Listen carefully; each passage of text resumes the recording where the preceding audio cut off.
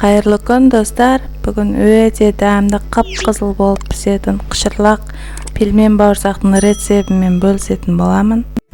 Мінекей ыдысымызға 2 жұмыртқаны салып, әбден жақсылап араластырып аламыз.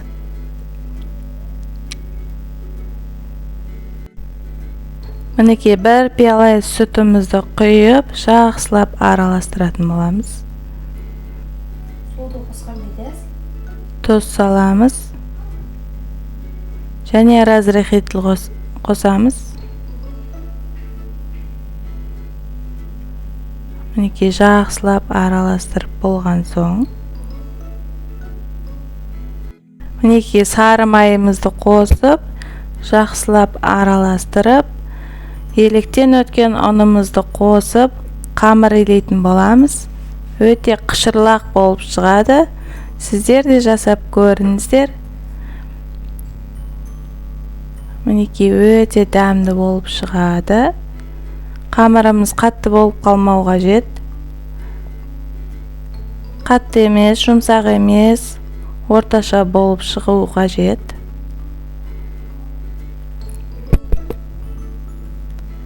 Мінекей жақсылап июі қанған қамыр өте әдемі жып-жылтыр болып шығатын болады.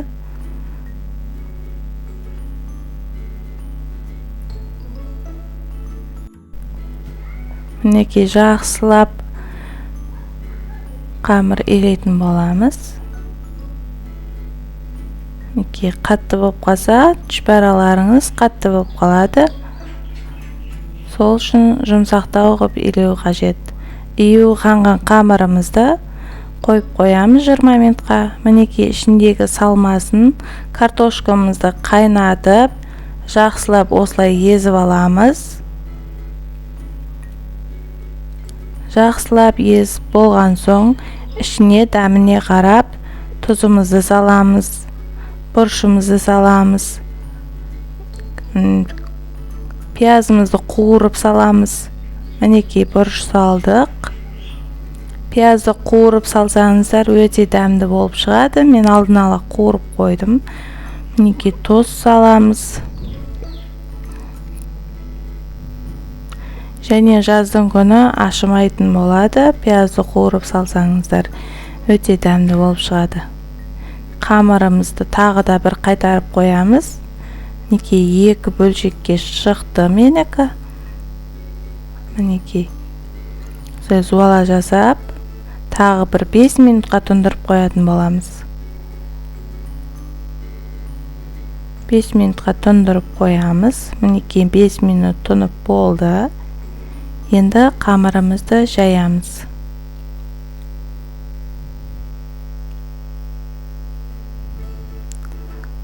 Онды көп сеппейміз. Алдын осылай басып аламыз. Шеті қалың болып кетпеу үшін басында осылай басып, оқтаудың шетінен басып, қамыр жаятын боламыз. Мінекей. Сіздер де осылай менің рецептім бойынша жасап көрсеңіздер болады. Каналыма тіркелмеген болсаңыздар, тіркеліп, лайк басып, менің бауырсақ пельменім қалай шыққанын комментариге жазып, қоңыраушаны басып кетсеңіздер болады. Мен күнде осылай рецепттер, неше түрлі рецепттер шығаратын боламын. Мінекей осылай жұп-жұқа етіп жайып аламыз. Қамырымыз жұп-жұқа болуы қажет. Өте қатпарлы болып шығады. Жегенде қышыр-қышыр етіп өте дәмді болып шығады. Қамырымыздың ортасынан баспаймыз. 2 шетінен ғана басамыз. Мінекей. Июі қанған қамырдың көп ұн қажет етпейді. Жабыспайтын болады. Менің рецептім бойынша жасап көрсеңіздер, өте дәмді болып шығады.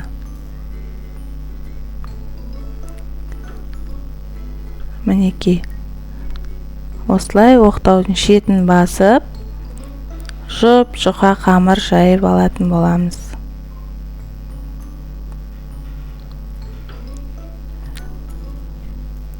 Қазақша контентті қолдап, ұнаса лайк басып, комментарий жазып кетуді ұмытпаңыздар.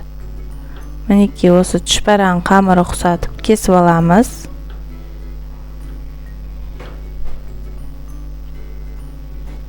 Осылай барлығын үстіне қойып, 4 бұрышты етіп кесіп алатын боламыз. Қамырымыз жұп-жұмсақ.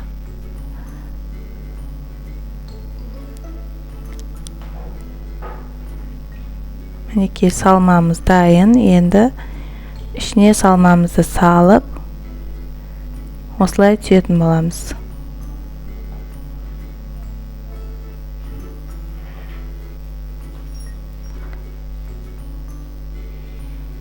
Осылай түйсеңіздер де болады, басқаша қылып түйсеңіздер де болады.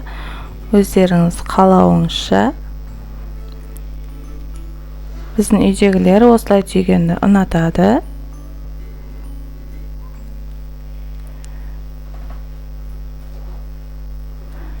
Қызып тұрған майымызға белмен бауырсағымызды қуырып аламыз. Мінекей қып-қызыл етіп қуырсаңыздар, өте дәмді болып шығады, қышырлап.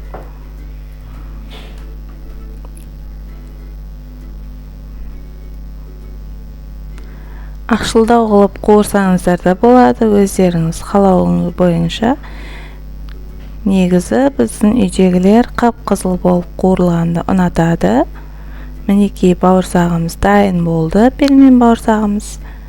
Қышыр-қышыр етіп тұр, мінекей.